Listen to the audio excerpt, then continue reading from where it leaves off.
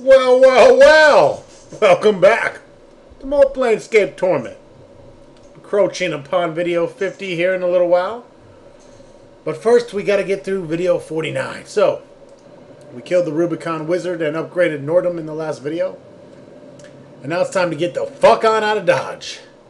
Use the portal lens that you got, and let's go to Clerksward. It's a great place. It's time for us to now travel to the Under Sigil.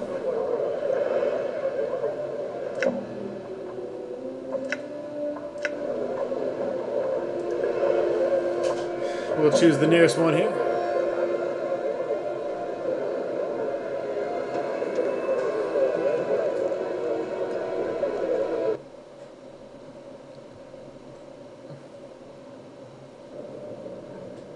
Alright, alright.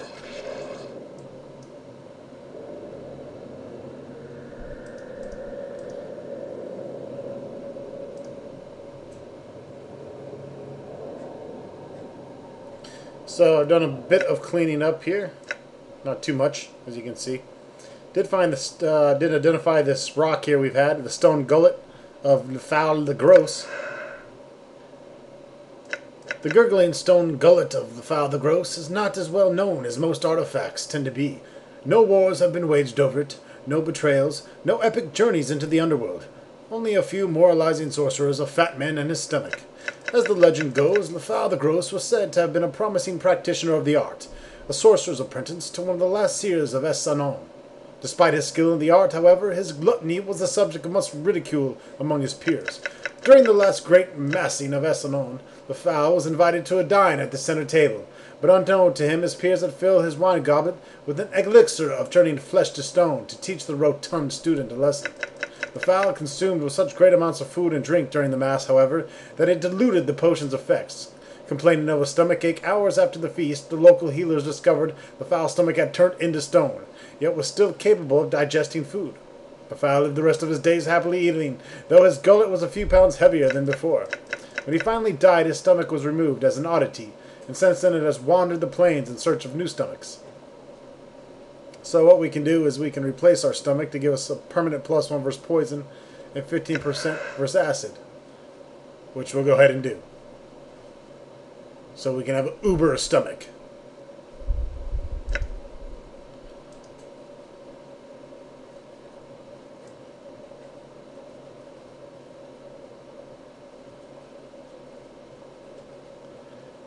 And there it is, 15% versus acid resistance now. Just another little perk for the nameless one.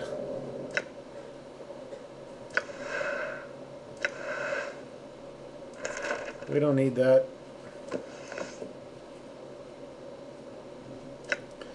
I gave him all the shit to sell.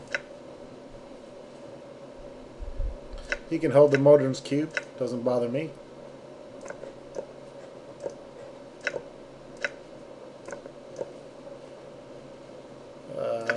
Got all kinds of other silly stuff here. Anyways, back to the Under Sigil.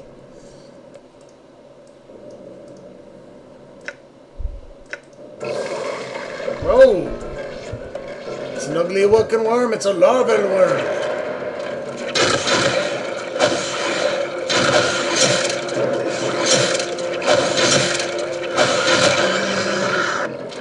They're worth 8,000 apiece.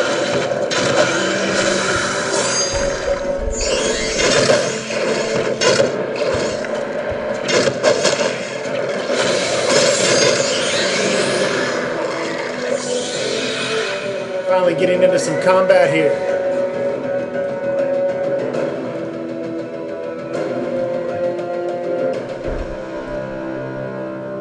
Let's do a little exploring.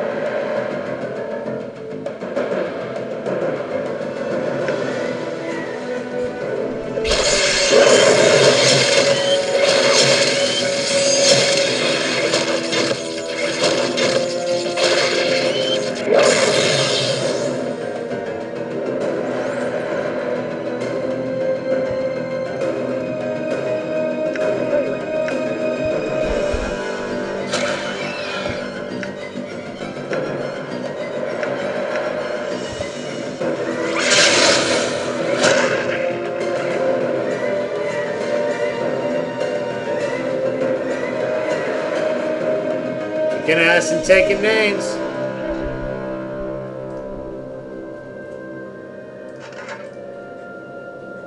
It's a magnifying lens. Plus 10 to lore skill. He's too far away. We'll give that to him later. All right. I'm listening. A pleasure. And of course, search the bookshelves here.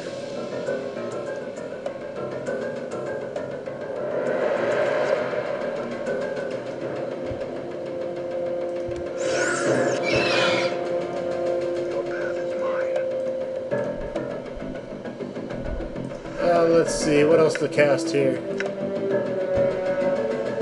Fuck it, attack.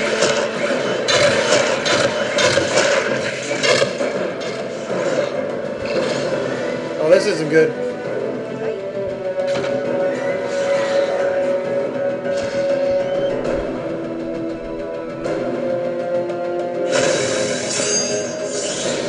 I do like Fall from Grace's AI. She is great at healing. I am not so much.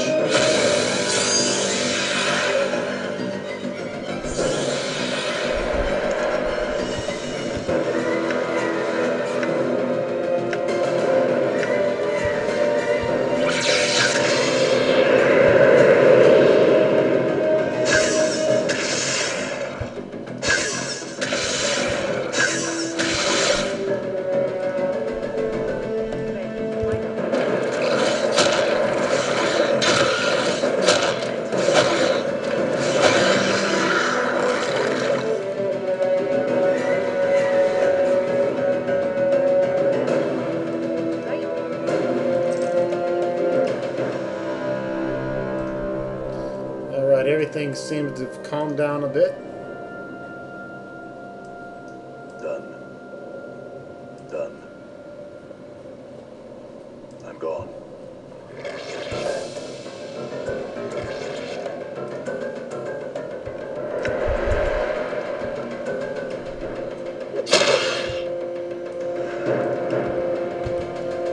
Fucking attack. Get the fuck off that screen and fucking attack.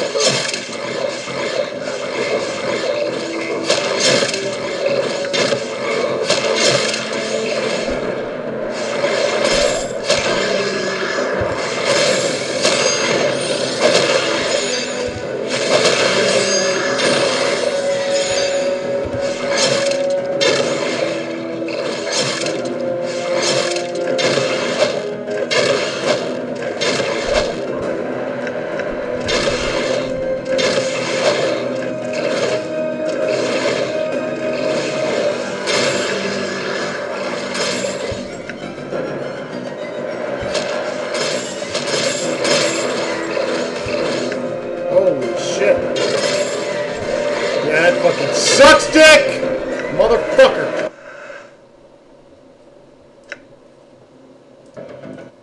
Back in business. Alright.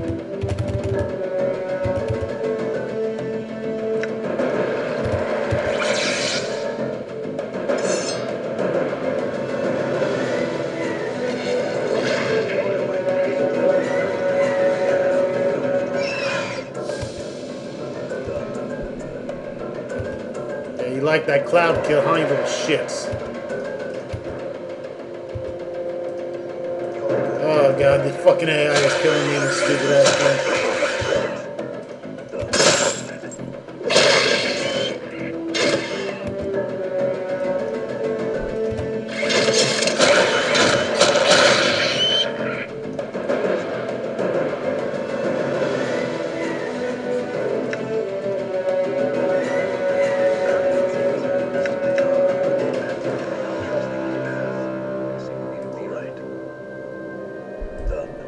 Fucked up mad dudes.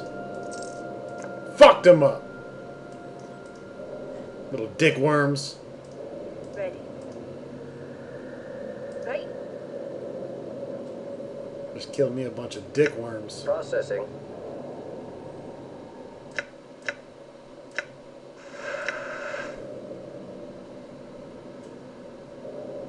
Affirmative.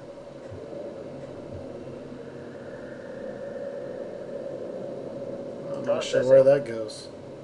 Processing.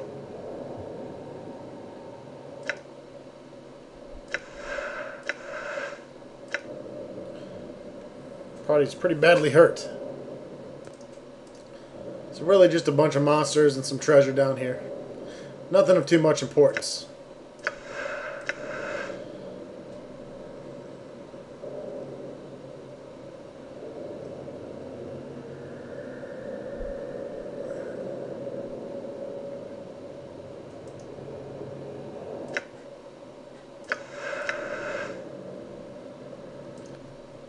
We're going to go through the portal here. And this takes us to Ravel's maze.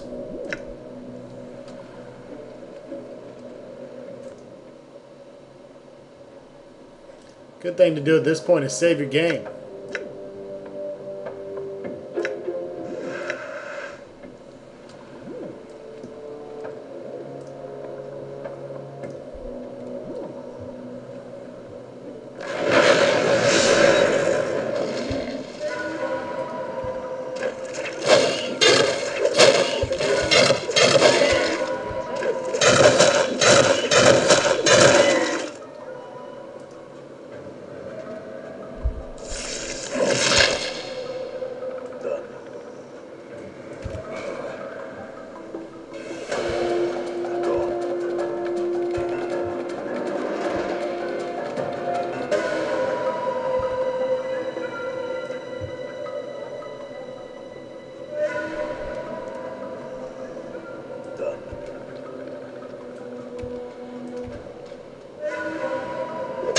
Beat your ass, Trisha.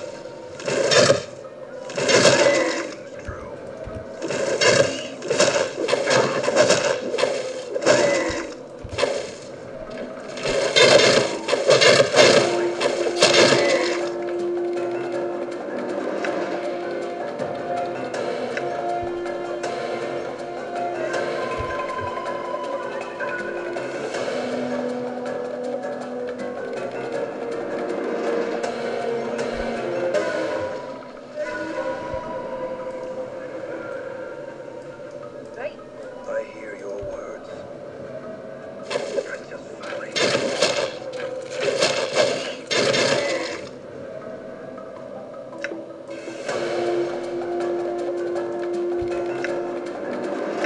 Should probably do some healing at this point.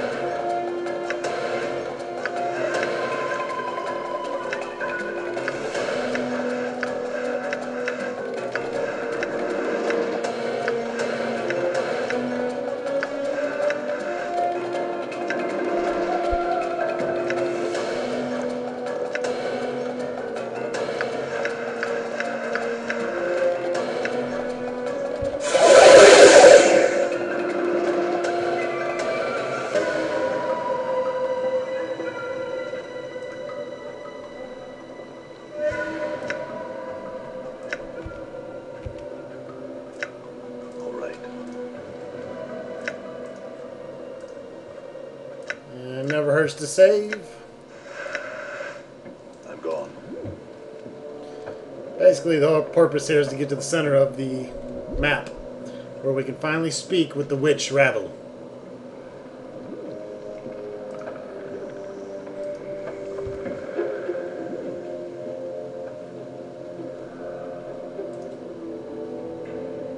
Done.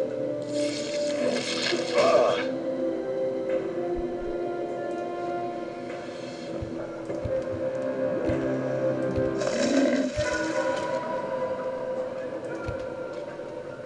I will hear you. I shall It serve. is done.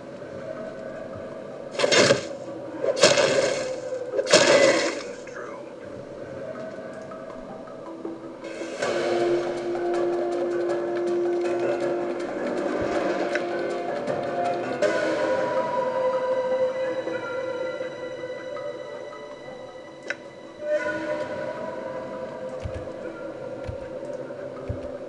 Done.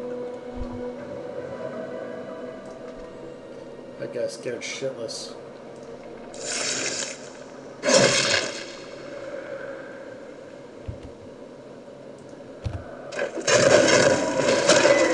true.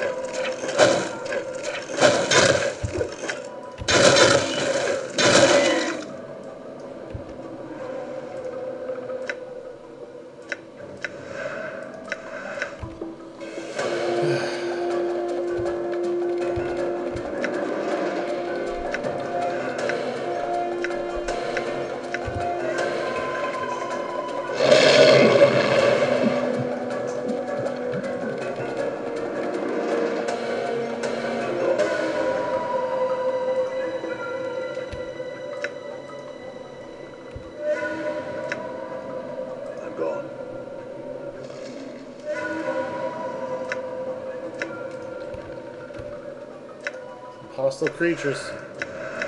Can't save, goddammit.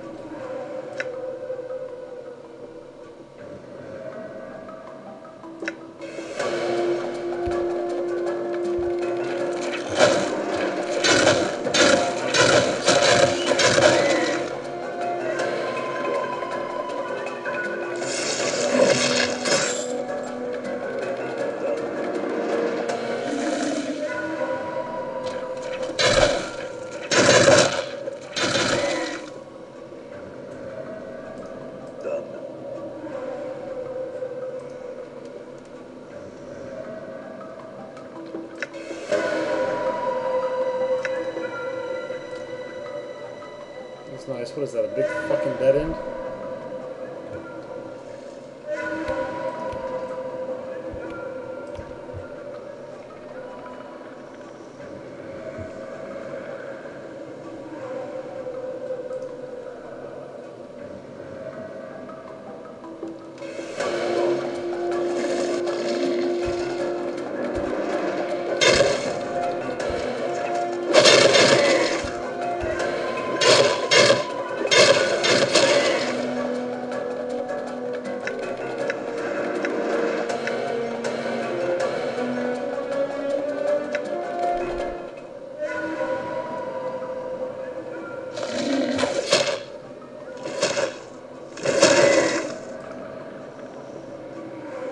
I usually like to save before I step through portals.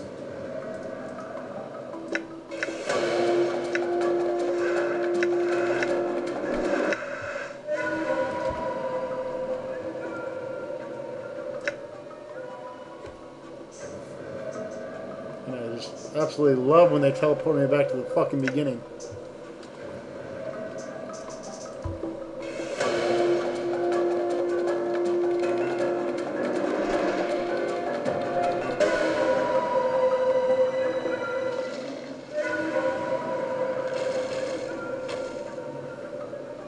Portal detected.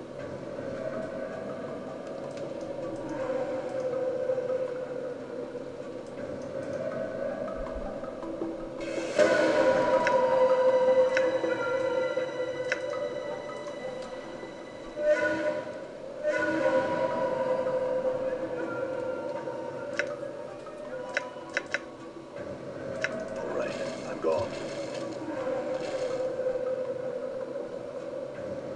Processing. Plant life is not indigenous to structure.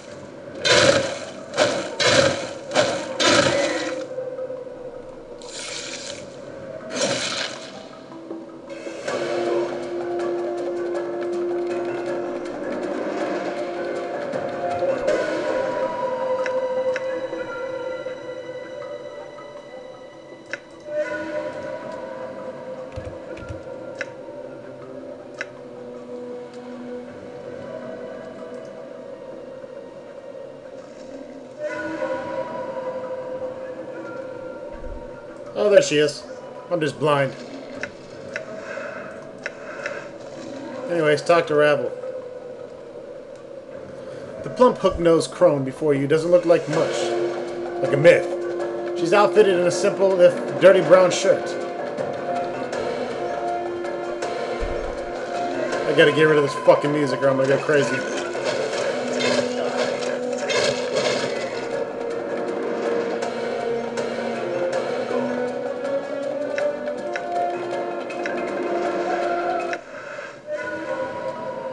And we have to save.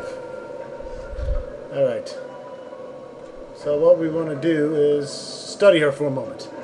The tangle of jagged gray hair juts from beneath the crone's hood, spreading down her shoulders like a mass of twisted gray roots. Fucking music. Sickly blue-gray flesh hangs in loose folds from her face. Her narrow chin, long and sharp, juts forward in an extreme underbite, and two filthy yellow canines protrude from her lower jaw like small tusks. Ravel?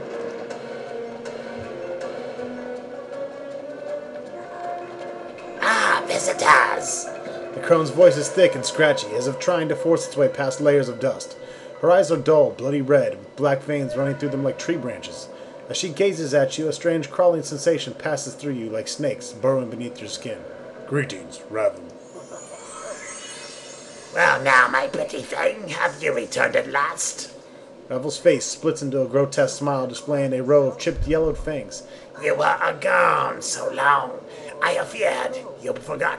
Poor lonely Ravel.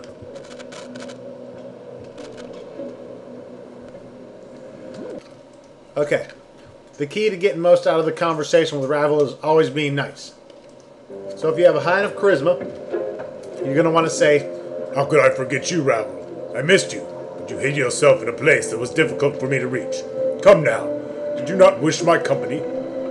Ah! Ravel's yellow smile widens, peeling back folds of her skin as she cackles softly. Such sweet words. You already are knowing the answer for your asking, my precious man. I scattered clues like caltrops, and these were the means of guiding you to the garden. I feared it was you who I'd forgot I assure you I did no such thing. I have returned you at last. have you. But what has returned? She squints at you with her eyes, black vein-eyed, hisses softly. Let Ravel see how you've fared in this life. She reaches out as if to caress you, and suddenly you notice her fingers are talons, each fingernail filthy and wickedly sharp. Her ragged talons trace their way across your skin. In their wake you feel some same strange tingling sensation you felt. Ravel's fingers withdraws and she looks at you sadly. Oh, sad, sad, broken half thing. All the pieces. No longer the one Ravel knew, are you? Are you still a broken after all this sad, sad dying? Broken? What do you mean? A body you possess, but a body of knowledge you do not. She points her ragged talon at your chest, at your scars. Many had such scars, all scrawled on your skin. Many tales does your skin tell. What are you talking about? Your scars, tattoos. He is a man in confrontation with the world. Tell me these tales, I would know them. The tales are many. They echo a balance. Trials of war, battles with fiendish elements, and a creature that feeds on others from afar to sustain itself. And of torments, such torments flesh has never known.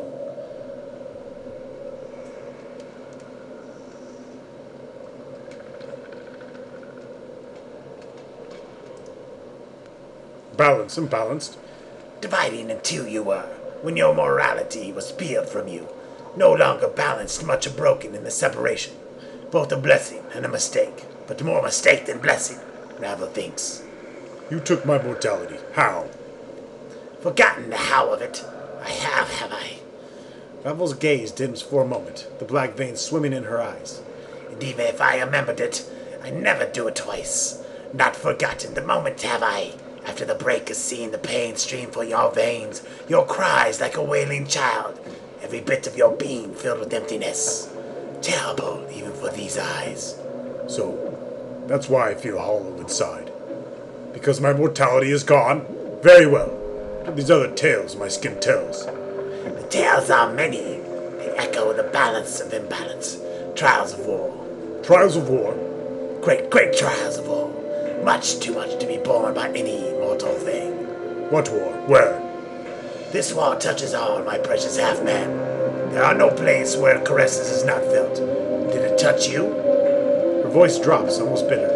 This, Ravel says I. That would explain the scars. What are the other tales my skin tells? Battles with fiendish elements.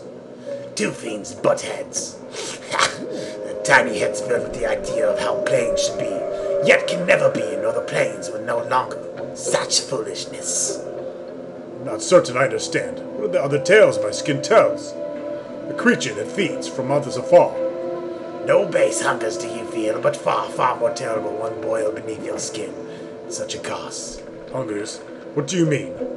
I know not the nature nor the cause of these hunkers, but he does. Coming events cast shadows before them, my precious half-man. There is no saying what the events will be, not even with Ravel's eyes. Very well. What other tales do they tell? Updated my journal. A lodestone pulls iron to it, and so do you, my precious half-man. But it is not iron, but tormented souls, as others suffer.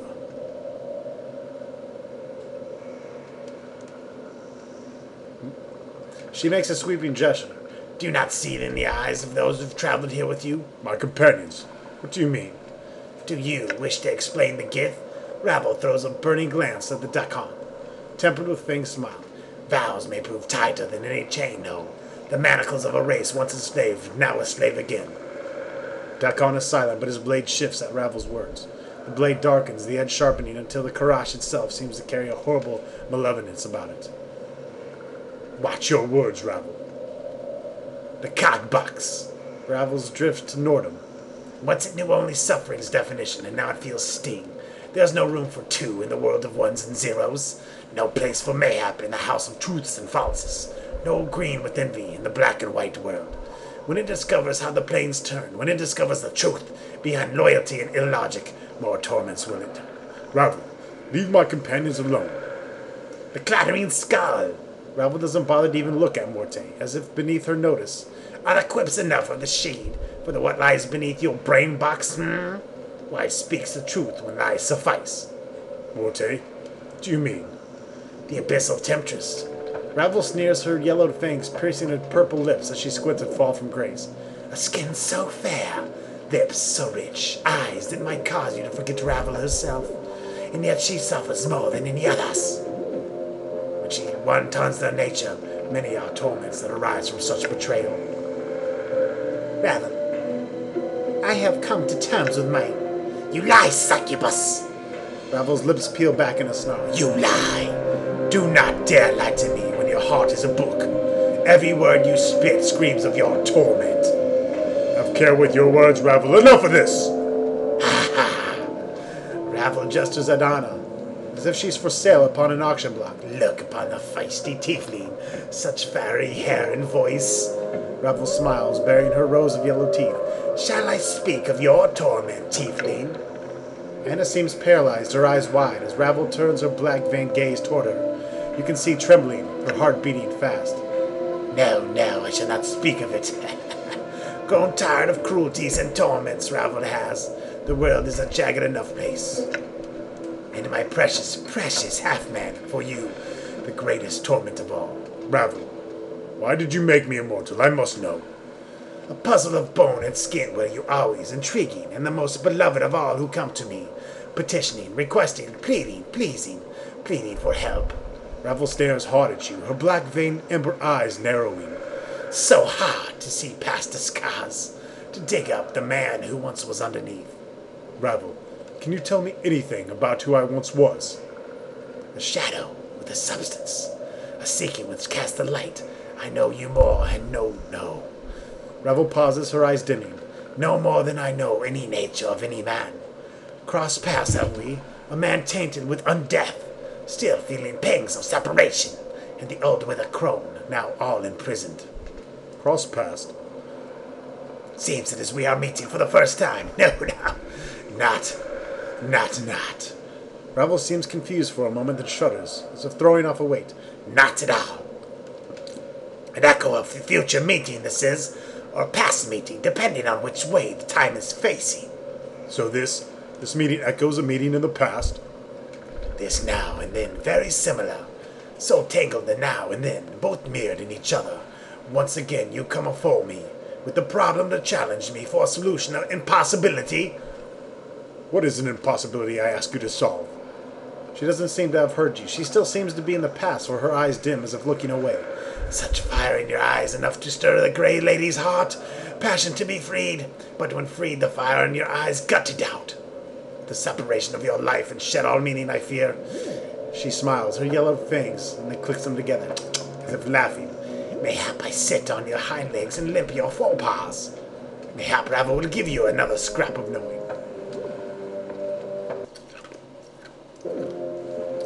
Begging will bring me answers, and I beg you, Ravel. Tell me what you know. Ah, gentle heart. Has life softened you? But one can hope. I have many questions I wish to ask you. This is time for my questions now, half-man. Very well. Ask.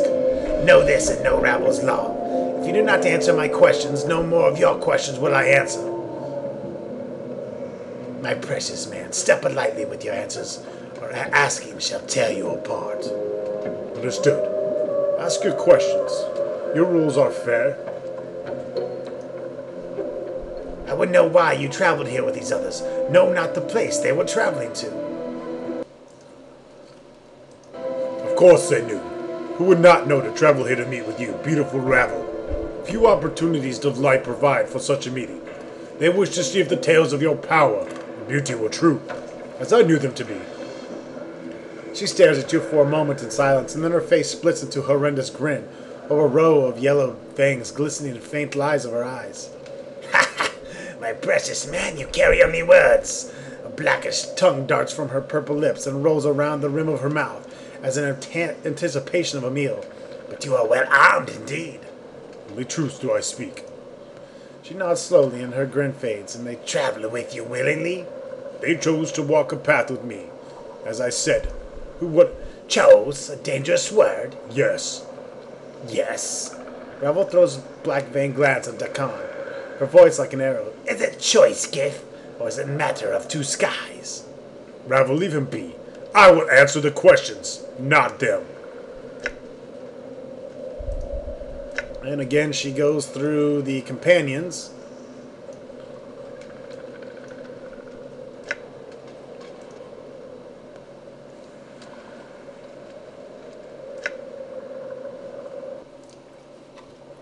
They matter to me. Even the gift. Ravel's ember eyes fall on Dakan, then slides off to lock your eyes. Speak what he means to you and say the truth, or blanketing my garden he will be. He is my ally. I know him. He is my friend. Ah! Then she smiles again, her talons tapping against each other. Does that surprise you? What of the skull? Ravel doesn't even bother to look at Morte. Surely he matters not to you. Or does he? I like him. He is my friend. Curious, sir. Quite the puzzle box you are shaping to be. I hide nothing. Ah. She turns to fall from grace, her red eyes blazing. Here's the core of it. The abyssal temptress. Does she rise above the merely carnal to you, or is she something else? Grace says nothing. She seems to be studying Ravel intently. You're suddenly struck with the feeling Grace is sizing up Ravel for weakness.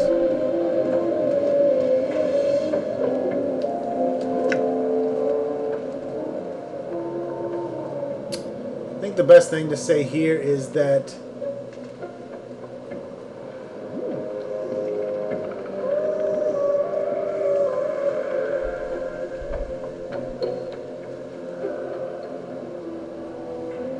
what is she to you, beautiful Ravel? She cannot even compare to your looks, your intellect, your power. Ravel slides her gaze off of you and narrows her eyes at Grace. So if I were to strike her down, snuff her infernal heart, you would not stir? Answer carefully.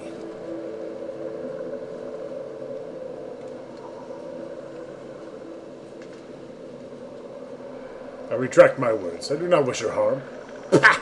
Contrary man. Ravel slides her gaze off you and narrows her eyes at Grace. Enough of these games, Ravel. Look. Ravel turns to look at Anna with a sneer. What of the slip of flesh? The fiendly, the tiefling, with the scarlet hair and fairy passion? What is she to you, my precious man? Nothing, beautiful Ravel. Only you hold meaning to me, no other. Ravel glances at Anna and snorts, her black veined eyes gleaming. So you would not miss her? And of course we'll retract. The same with Anna. My next question is this. Ravel's voice drops, almost whispering, and suddenly you have a strange feeling she does not want you to hear the answer. Why did you wait so long to return to me? Ravel grew lonely without you, precious man.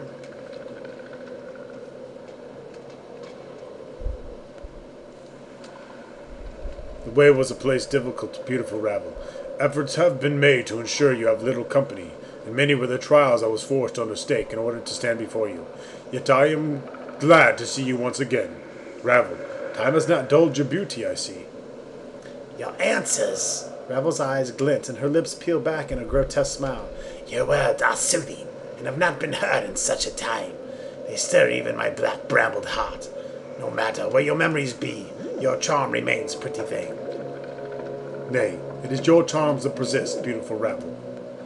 Charms, enchantments, beguilements, all these Ravels has mastered. Yet, there is much, it seems, you could teach I. Perhaps you have another question. Ah, yes. The third and last question is this. As Ravel opens her mouth to speak the final question, you are suddenly gripped with the terrible realization that this final question has murdered many others whom it has been asked. You know what it is, and you feel it welling up within you. What can change? The nature of a man. What can change the nature of a man? What can change the nature of a man? I see you have not forgotten. Ravel smiles, her yellowed fangs gleaming. What is your answer?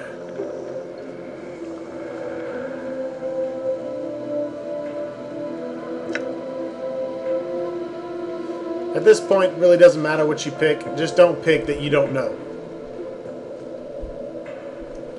We'll pick love. And that is your answer? The veins in Ravel's eyes begin to shift slightly, and she gives an evil smile. Be certain. It may not be your answer, but it is mine. And that is all I wished for, my precious man. A simple answer, and in the end many a men have I laid low while I sought my answer. That's it, I thought. She cackles. Countless times has the question been asked, and not once did the pathetic shells who came before me answer their answer, but always sought to creep inside my mind and find what I thought. There's no truth in that. I don't believe you. In fact, I don't think they ever could have answered you true, even if it was true to them. Ravel falls suddenly strangely silent. She's watching you warily. You never cared about any other than mine. Ever, did you? Yet you still ask questions, knowing that no matter what answer they gave, they would die by your hand. Journal. Of course. Your answer was the only one I sought, for you were the only reason I asked the question. Did you think I cared for them?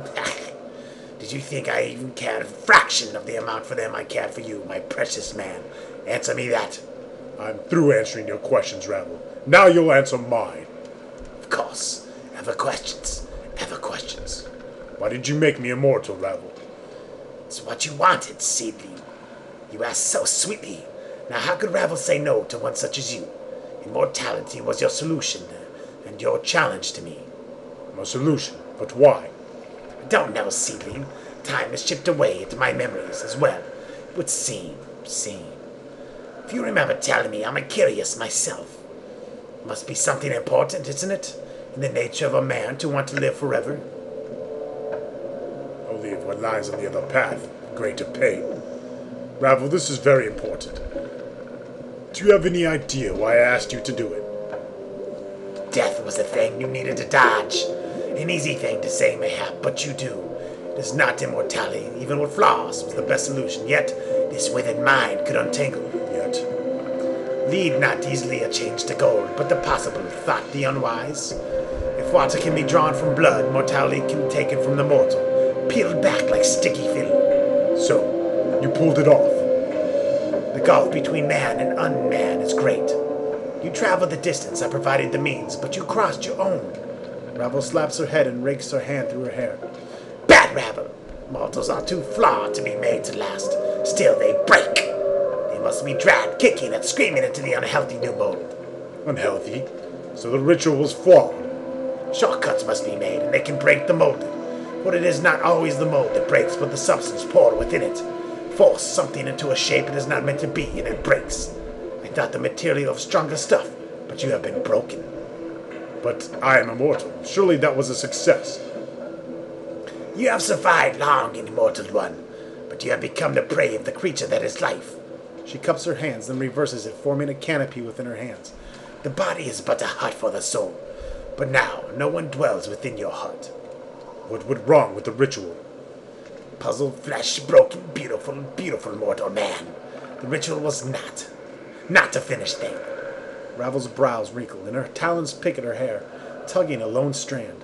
The ritual gave you what you wanted, but... The ritual gave you what you wanted, but the costs were great. The casting of shadows, the quiet, violent deaths of the mind, and the pain-taking emptiness. These things are dangerous when on such a fragile vessel. No matter how strong a mortal man, regret them. The ritual do I. And we're going to go ahead and wrap it up here with this dialogue-heavy conversation with Ravel. If you want to see the rest of it, you gotta stay tuned for the next video.